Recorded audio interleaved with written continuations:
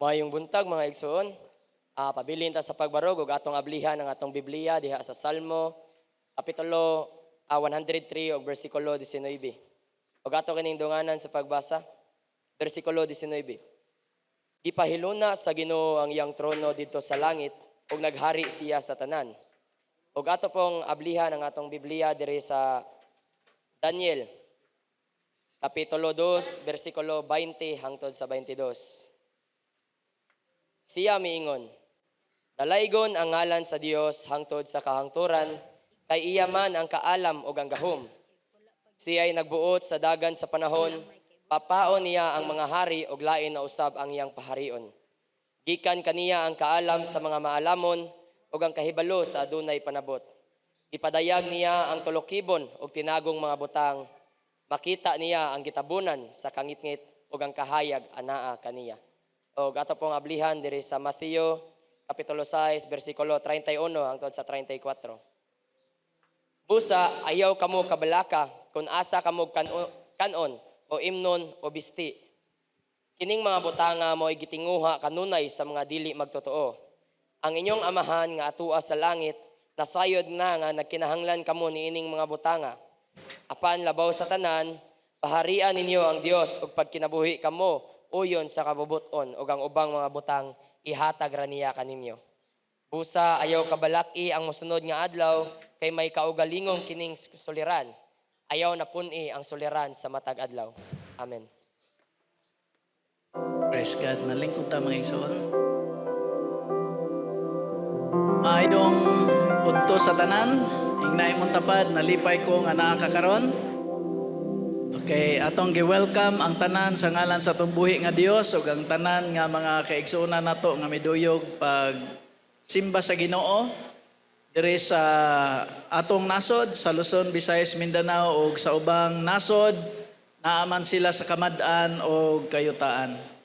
Ang atong pamalandong base sa atong gibasa mga kaigsuonan ato kining giuluhan og trusting the sovereign God in uncertain times.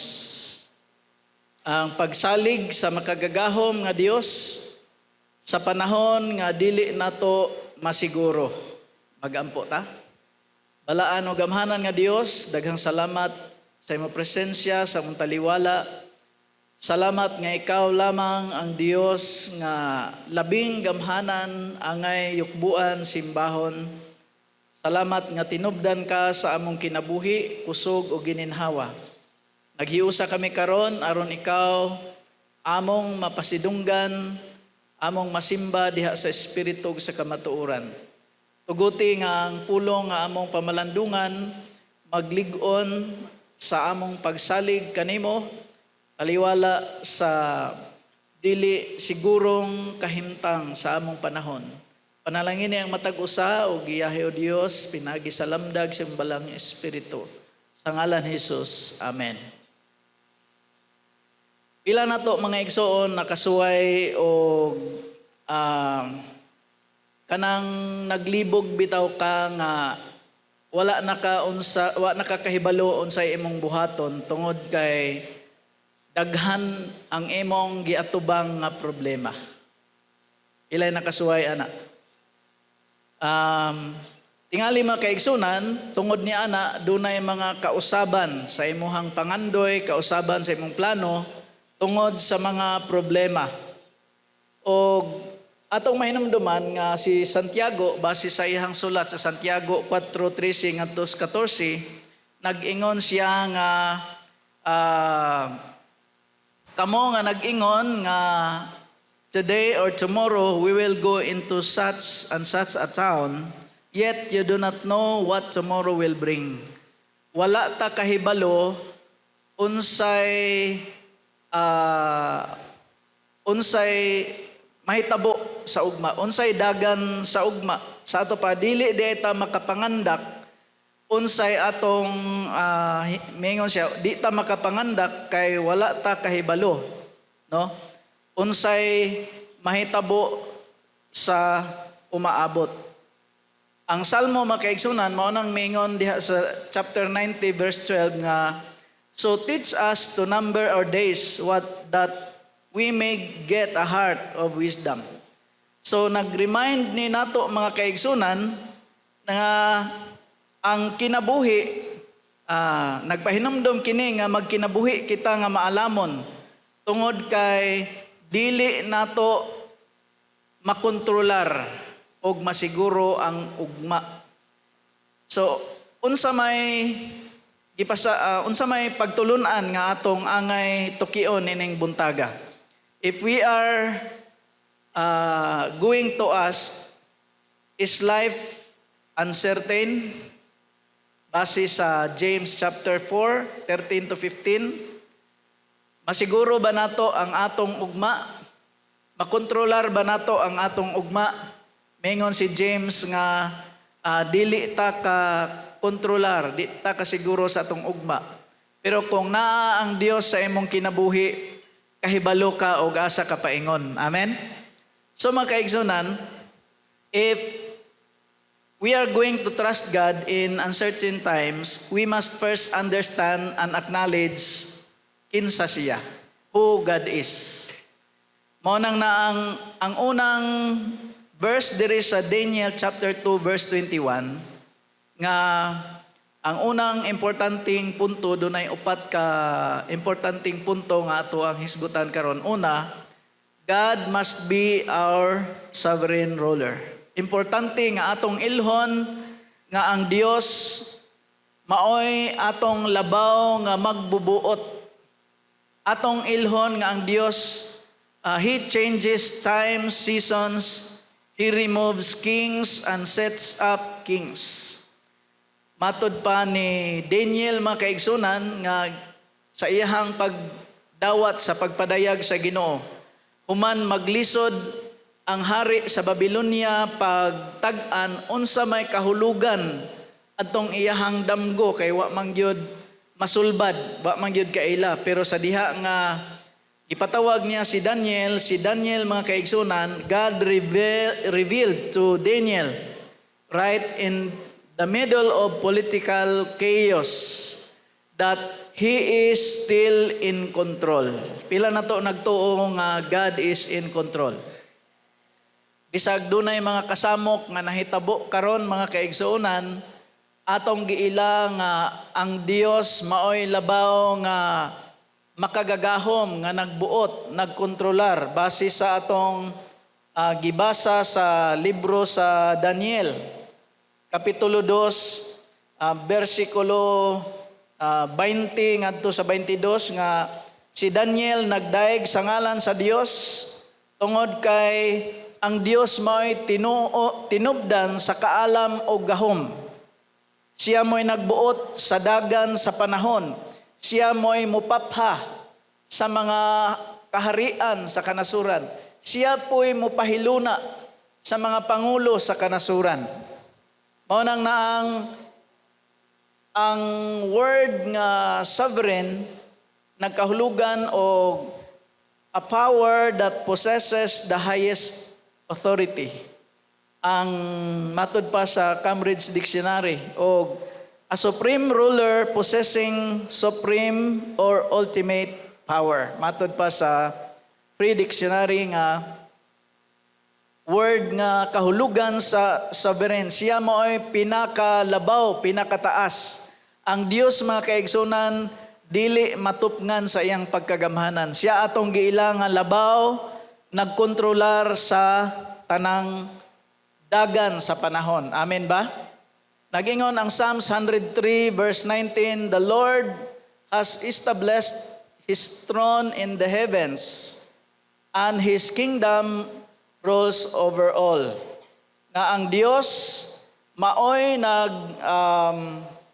hari sa tanan. Ang Isaias 46:9 ngadto sa 10 naghisgot diha nga ang Dios, no, ang iyahang katuyuan mao gayod ang matuman. Miingon siya nga sa 46:9 sa Isaiah, I am God and there is none like me.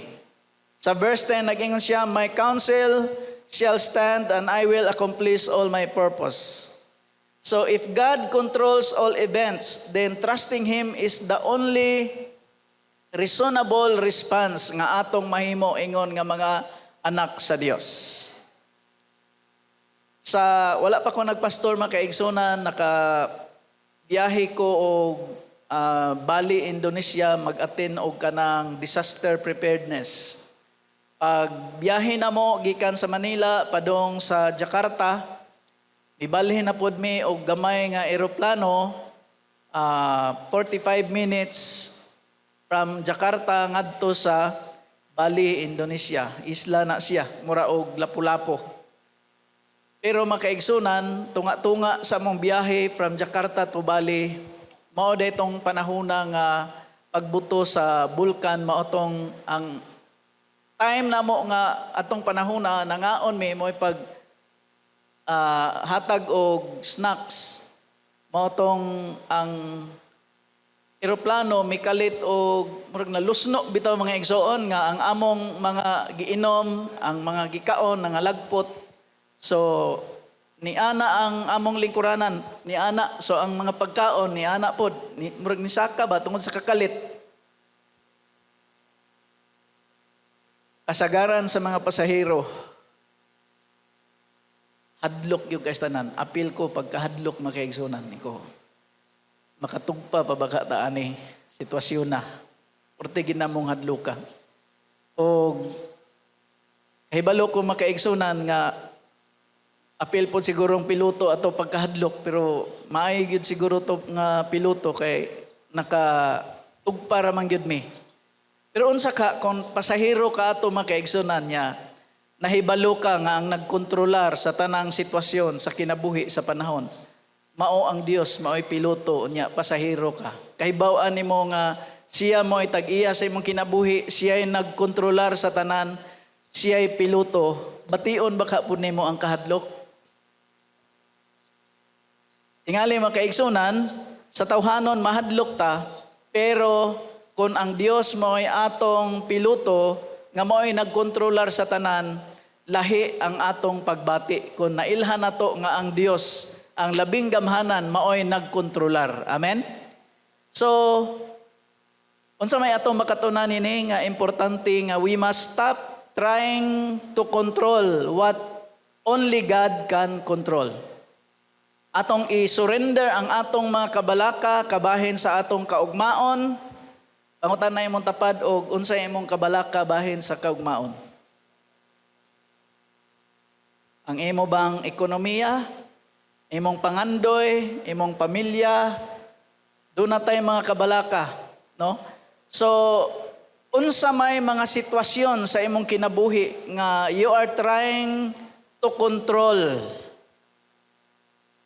instead of trusting God nga mao'y mo handle sa imong problema.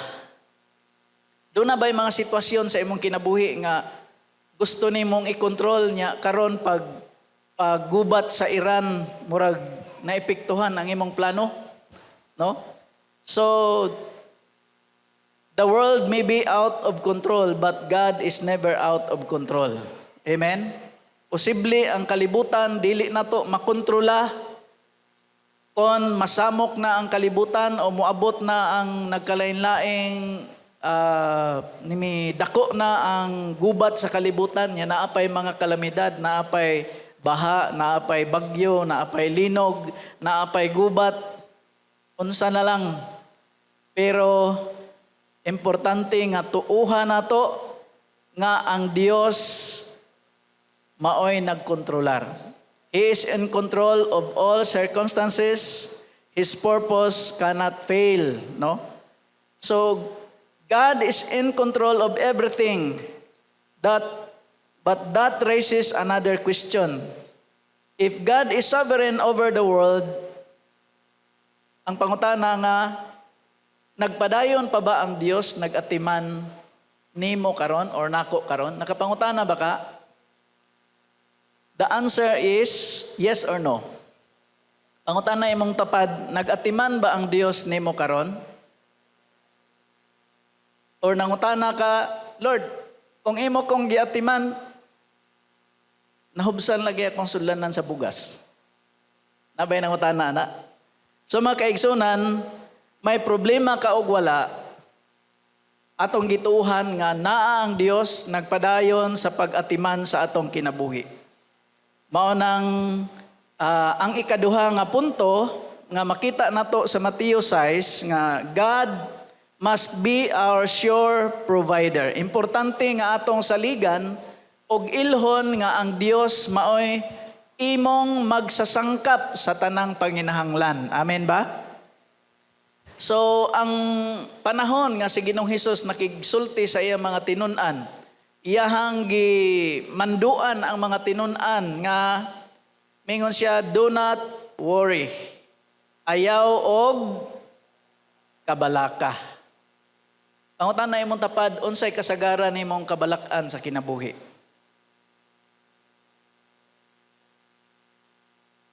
Unsay kasagaran nimong kagulan, kabalakan sa imong kinabuhi? Unsay ilhana nimo nga ang usa ka tawo puno sa kabalaka? Doon na ba'y diferensya sa iyang pahiyom? Or na ay nagpahiyom nga puno na dietos problema o kabalaka? No? So, naapoy nagmugot nga mao na to'y iyahang dagway nga malipayon siya. So, unsa nakahaog magulanon siya? Nganong kinahanglan man, dili maguol o mabalaka ang mga tinun-an. May giingnan ni Ginoong Hesus, ayaw kaguol, ayaw kabalaka. Nganong iyahamang giingnan ang mga tinun-an ni ana? Tungod kay, ang iyang mga tinun-an, gipamiyaan man to nila ilahang mga pukot, ilahang mga panagat. So naguol sila unsa kay bawon ron sa akong bata, di ba? Unsa kay pagkaon nila, no? Nganong mingon si Jesus tungod kay your life is more than food. Your life is more than clothing. Ang imong kinabuhi mas bililhon pa kaysa pagkaon. Amen ba? So, labi na karon tagpila ng kilo sa bugas? 70? No? So kung mupalita og bugas, dako kayong uminto. Nya sa gasolina pod gikan og 54 karon 84. So 30 na, no? So usahay makabation ta og kabalaka nga makabiyahe pa baka taani, makakaon pa baka taani. Pero salamat sa Ginoo nga bisag unsa kamahal ang palaliton nga bugas. Gitudluan ta sa Ginoo nga ang mga langgam gani kung ipunon na sila, kuwangon pa ng kung sa tibuok kalibutan, tipunon ang mga tanang langgam, apil ng mga manok kay, di ba ang manok bird mana? Kay kung masakit ang manok, ingnon man bird flu. So, bird gyapon ng manok, no? So, kung tigumon ang tanang bird sa tibuok kalibutan, pila kay magasto ana makaigsunan, pila ka katrak nga pagkaon ana sa usa ka adlaw ilang magasto. Pero giingnan ang mga tinun-an nga ang mga langgam wala magpugas, wala magtanom, no? Unya wa sila nabalaka, unsa pa kaha kamo nga labaw pa mo sa langgam. Amen. Ingna imong tapad labaw pa ka sa tukmo. Ang loyo ay lang ingnang labaw pa ka sa uwak. Ingna nga labaw pa ka sa langgam, gimahal ka sa Ginoo. Amen. So God, no worry cannot add even a single hour of your life. Ang kabalaka dili makadugang og oras or adlaw o bulan o tuig nga mutaas imong kinabuhi. Sa imong hunahuna, ang kabalaka kaguol makapaus-os sa imong edad o makapataas sa imong edad. Ngano man kay kasagaran daw sa puno sa mga kabalaka nga kinabuhi, kunot kayog kilay. Kunot kayog agtang. Pero kadtong dunay mga problema o kabalaka pero misalig sa Ginoo, bisag dakog problema, dili nimo makita ang kunot sa agtang tungod kay ang iyang pagsalig na man sa Ginoo. Amen. Atong hatagan ang Ginoo sa masipang pasalamat. Importante atong mahibaluan nga ang Dios nga nahibalo na daan sa imong panginahanglan. Ang Dios nakakita sa imong sitwasyon. Ang Dios nakakita sa imong problema. Ang Dios nakakita sa imong tinguha. O nakakita siya nga mukaon yung tagbugas. Amen? So ang Salmo 34 versikulo 10, those who seek the Lord lack no good thing. Kadtong nangita sa Ginoo, dili makulangan sa mga butang. Sa Hebrew 3:5 nga, He will never leave you nor forsake you. So, nagsalig ta sa Dios tungod kay nahibaluta nga siya muatiman nato, muatiman nimo og nako personally. Amen? So, sama sa usa ka bata mga kaigsunan nga ang mga bata, no, naabay bata diri nga gamay nya mangutana nga naa ba tay ibayad sa electric bill karong sunod buwan o unsa may kaigo ba ni atong bugas? So ang mga bata mga kaigsunan, free ra gyud kay na sila maglipay-lipay, magduwa-duwa nganuman kahibalo sila mga kaigsunan nga dunay nag-atiman nila.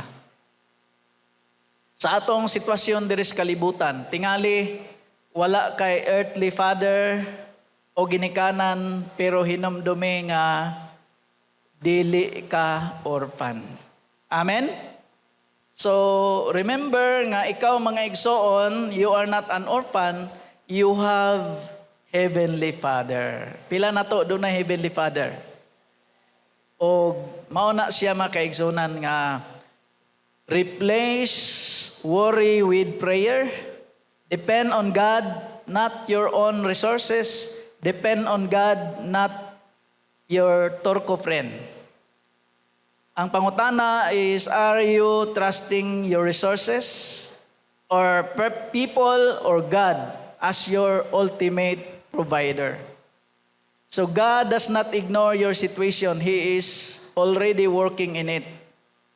So God provides for our needs. Ang Dios, giila nato nga mao'y magsasangkap sa atong mga panginahanglan kay nakakita siya, nakahibalo siya sa imuhang kaguol, kabalaka, o nag-provide siya sa atong mga kinahanglanon.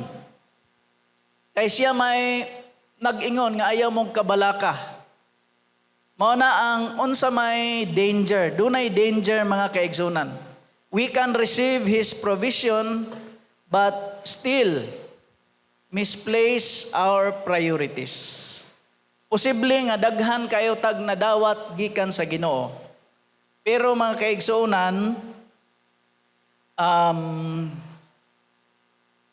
wala nato na prioridad ang Ginoo. That's why Jesus doesn't just tell us not to worry. He tells us what to pursue. Unsa may pursue nato, makita nato sa Mateo 6:33. Okay, atong i-recite ang Mateo 6:33. Ready, go.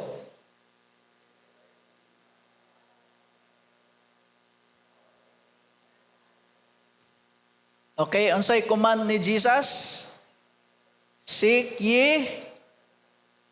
Okay. Unahon nato pagpangita ang gingharian sa Dios. Kinsa may naa sa gingharian? Ang hari. Amen?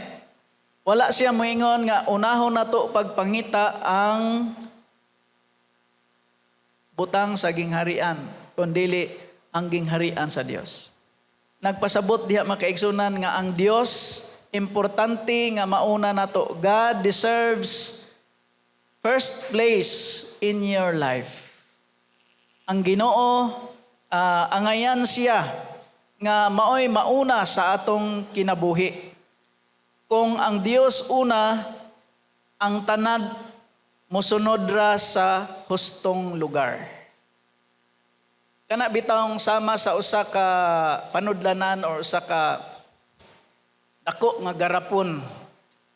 Kung ato ng sudlan og balas, inig kapuno sa balas, di na nimo masulod ang bato.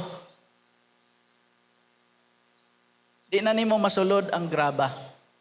Pero kung unahon nimo og sulod ang bato, ang mahitabo nga inig humagsulod sa bato, masulod gihapon ang balas. So, ang kinabuhi nato is like a jar. If you fill first sa balas nga mauna imong mga worries, mga distractions, mga needs nimo nga lumalabay ra, there is no more room left for the big stones nga mao ang God's priorities. Amen? So, but if you put the big stones first, everything else fits. Ang importante mga kaigsunan nga mo spend tag intentional time with God daily. Kumusta man ang atong kinabuhi? Ato bang unsa may atong giuna? Kinsa may giuna nato? Align your decisions with His will. Unsa may nakakompetensya sa paghatag natog unang luna sa Dios sa atong kasing-kasing.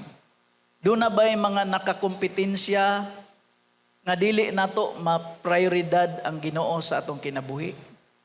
Doon na ba'y mga butang nga hinungdan nga dili nato mauna ang Dios sa atong kinabuhi? When you seek God first, it brings order to your lives. But we still face daily struggles and uncertainties. Bisan og atong unahon ang Dios, nahibaw ta nga unsay mahitabo kung unahon nato ang Dios, all the things nga imong gikinahanglan idugang ra niya. Amen. Mao na ang formula.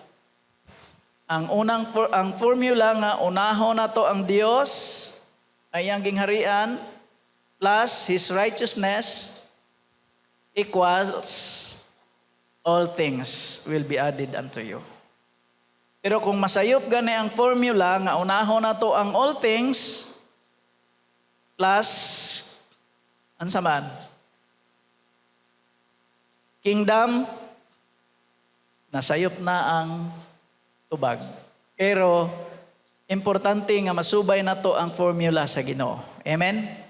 So, taliwala, bisan og ang Ginoo, provider, ang Ginoo, muhatag sa atong unsay gikinahanglan nato. Naa gihapon tay problema kay naa man tas kalibutan, di ba? Nganuman, dili ta exempted sa mga kalisod og mga problema sa atong kinabuhi samtang naatas sa kalibutan. So how do we keep trusting God every single day? Especially mga kaigsunan kung daghanang mga kalisod, problema o mga panahon nga dili nato matag-an sa dagan sa panahon.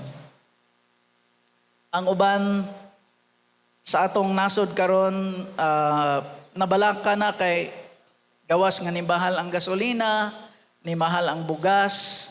Ang uban nagwonder pod nganong nanunggo maning mga barkong igugubat sa laing nasod.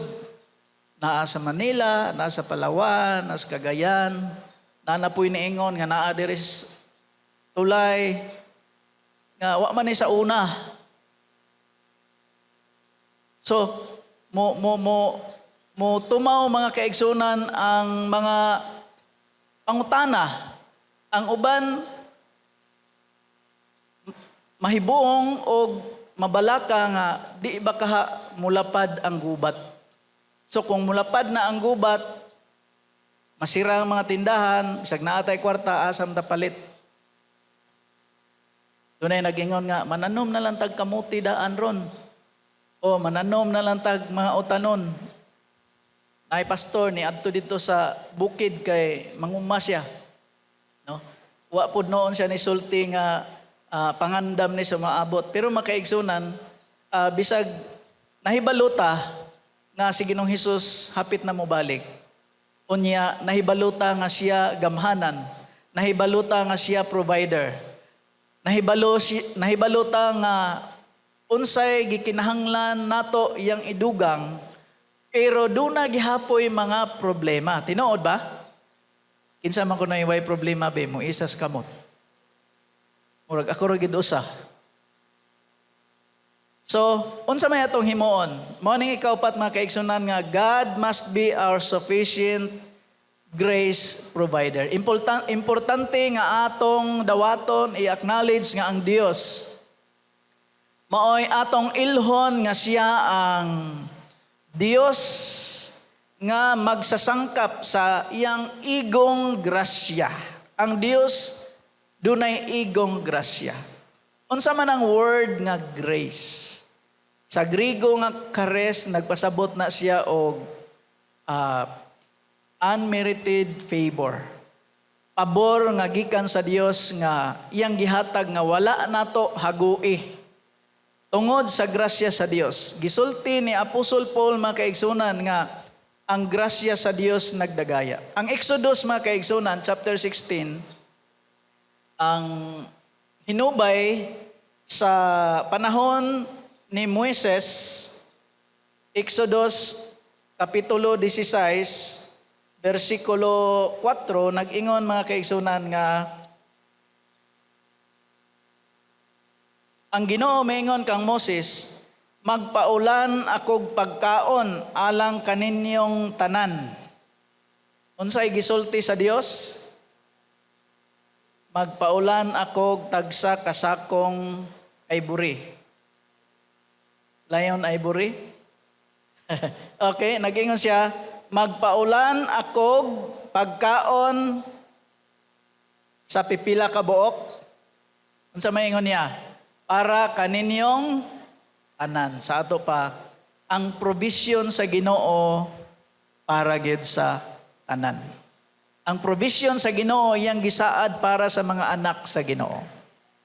Kinsa may wa pa kadawat. So, nag-ingon ang Dios nga para sa tanan, adlaw-adlaw kinahanglan manggawas ang mga tao aron pagpanigom og igo lamang ni anang adlawa. So ang Ginoo nagpaulan og pagkaon og mana nga iyang gi-provide unya kinahanglan ang mga katawhan sa Dios mumata, bangon aron mokuha og pagkaon para sa anang tuiga, anang bulana, anang simanaha, kundili anang adlawa. So, adlaw-adlaw ang grasya sa Ginoo ilang nasinati. Ano man, di pwede to ihatag sa Ginoo ilang pagkaon, tibok tuig, tibok buwan, tibok simana. Mao nang ang tudlo sa Ginoo, unsa ganito sa prayer, give us this day our monthly bread. A monthly, yearly, weekly, but daily bread. Nganong daily man? Hibaw ang Ginoo nga kung tingban niya, adto na po kasunod ini kahurot mo ampo niya. Mao nang tinguha sa Ginoo nga masuod ta niya, daily masinati nimo ang grasya sa Dios. Daily masinati nimo ang pabor o kaayo o gugma sa Dios. Pila na to ganahan nga daily nimo masinati ang grasya sa Dios. Mao na mga kaigsunan nga daily, no? Sama kang Moses, not weekly, not monthly, not yearly, but daily experiencing the sufficient grace of God. Grace is always enough for the present moment. Dunay mingon nga kapoy makaibangon inig maudto na tingbon lang nako ako ang mana. Inig kaugma mahibong siya panos naman akong mana. No? Nya inig kahapon pod mawala na pod ang mana. So kinahanglan gyud ta makaigsunan muhimo sa mo sinati sa atong daily mana nga mao ang pulong sa Dios. Ingnahay mo tapad ang imong daily time devotional with God importante. Amen. So ang grasya sa Dios, no, gihatag niya adlaw-adlaw. Ang atong kinabuhi mga kaigsunan, kasi nati tag daghang mga panalangin, kasi nati pud tag daghang mga problema. Si Apostol Paul, iyang giila mga kaigsunan nga doon na siya mga kakulangan, doon na siya mga weaknesses, kahuyang sa iyang kinabuhi. Unsa man kaning mga weaknesses nga giing weakness ni Apostol Paul? Problema kaani sa iyang panglawas, problema kaani sa iyang persecution, or inner struggle sa iyang kinabuhi. Pero iyang giila mga kaigsunan nga the more makasinati siya, maila niya nga sa iyang mga kakulangon, the more niya masinati nga mas sufficient ang grasya sa Ginoo sa atong kinabuhi. Pila na to nagtinguha nga masinati nimo ang ego. Gitawag kanang unsa may Bisaya aning sufficient? Sobra pa sa sakto? Sobra pa sa ego? Or more than enough? No? So, sufficient. Ang gugma, ang grasya sa Dios, ang kaayo, ang pabor sa Dios, ego, ang iyahang pag-empower sa matag usa nato.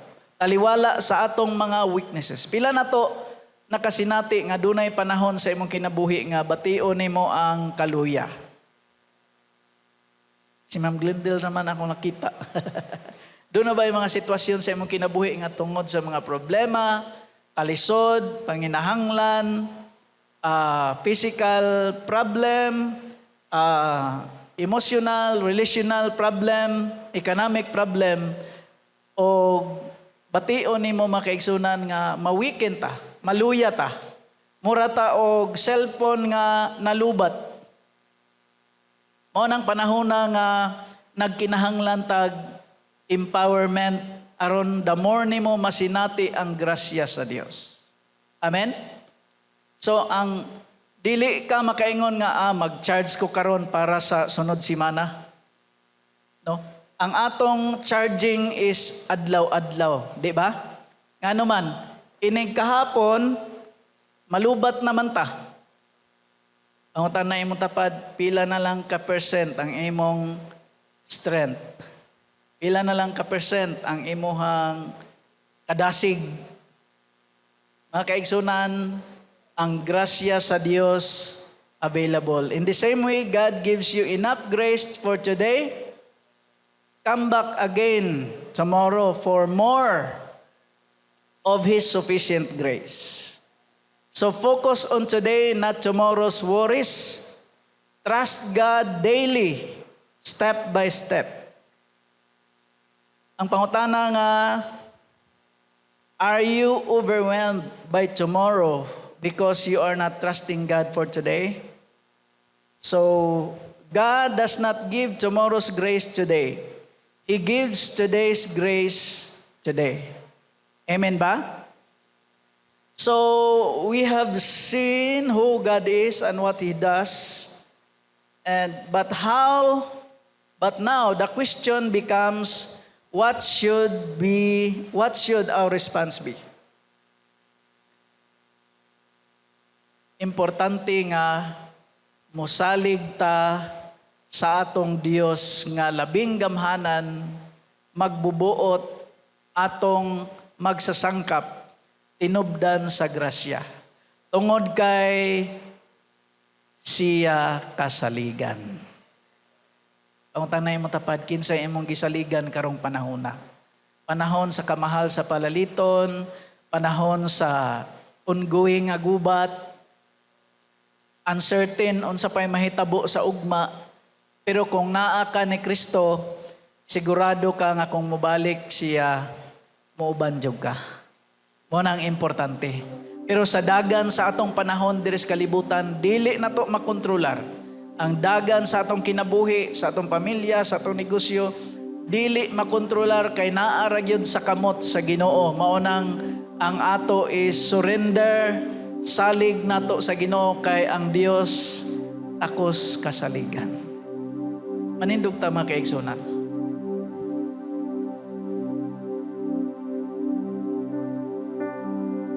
Sa panahon nga dili nato makontrolar, masiguro, usahay mangutana ta kung kining kahimtang sa atong kalisdanan mosamot pa ba ni o magmuhunong ba ni o malampasan ba ni nato or makaya bagyod nato kung mosamot pa nga dunay kalamidad, dunay gubat, naapay panginahanglan nato nga lisod nato paliton, pero giusab sa Dios ang atong pananaw nga dili nato itutok atong pananaw sa mga kalisdanan kundi itutok nato atong pananaw ngadto sa Dios.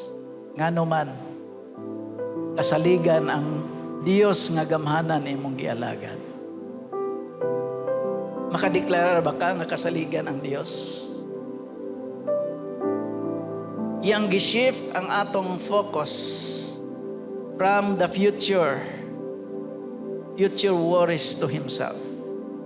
Because God is sovereign. Because God provides. He is sovereign. He rules your circumstances. He provides because He knows your needs. God is your priority because He aligns your life. He sustains because He gives grace daily. And that is the reason why makaingon ta nga, Lord, Ikaw lang ang akong saligan kay tinuod yung kang kasaligan sa tanang panahon. Itong ibayo, itong kamot, walay kahadlok o balaka. Kaya sa mo, Ginoo, mag-aubad ka. Karoon sa walay katapusan. Walay magkulang ka ng hukom, anak ka. Sa kangit-ngit malulyos, kahayag ka. Magianan ko, ginanagan mo, halanggan ka, Ginoo. Kasaligan, o di ka Diyos ka gamhanan. Salamat nga naa ka, O Dios. Kanunay anaa sa bisan asa dapit ka. Kay kanako mag-auban ka. Kasaligan, saligyan Dios. Kasaligan, yes God. Pumili ka. Ikaw ang among butangan sa mong pagsalig, O Dios. Kay Dios kang kanunay anak. Sa bisan asa dapitan. Kay kanako mag-auban ka. Diyos ka kasaligan. Igsoon, nakita ka sa Ginoo. Naibawaan sa Ginoo ang imong problema. Naibawaan sa Ginoo sa imong gikagulan. Naibawa ang Ginoo sa imong kahangawa sa imong future, sa imong kinabuhi, sa imong pamilya, sa imong pag-eskwela, sa imong trabaho. Ang tinguha sa Dios nga mupadayon ka sa imong pagsalig niya kay takos siya kasaligan. Siya available kanunay nga bisan asang dapita ikaw makatawag kaniya. Anytime, anywhere, makasangpit ka kaniya. Walaan o gamhanan nga Dios. Ikaw ang labing nasayod sa tanan ug nagatuo kami nga ikaw ang gamhanan nga Dios. Kamoy nagbuot sa mga sitwasyon kahimtang ug dagan sa panahon. Usa Ginoo ang among kinabuhi. Diha lang namo isalig kanimo Ginoo bisan ang among ugma. Salamat sa matag usa Ginoo nga wala mubuhi sa paggunit ug pagsalig kanimo. Tungod kay ikaw ang gamhanan nga Dios. Salamat sa imong pagsapwang sa matag usa. Panahon man nga kami maluya, panahon man nga kami makasinati sa kasubo o kaguol o kabalaka tungod sa mga problema. Salamat nga anaa ka. Ang imong grasya nagdagaya adlaw-adlaw. Tuguti nga amo kining masinati sa adlaw-adlaw namo nga pagdangop kanimo. Ang imong presensya, ang imong panalipod, ang imong kadagaya, ang imong pagkagamhanan, ang imong pagkaikaw. Tuguti nga the more pa kami masuod kanimo ug the more pa ang among pagtuo malig-on ug mapundar aliwala sa mga pagsulay. Panalangin niya ang matag usa pinagi sa ngalan ni Jesus. Amen. Amen. Ang Dios magpanalangin. God bless us all.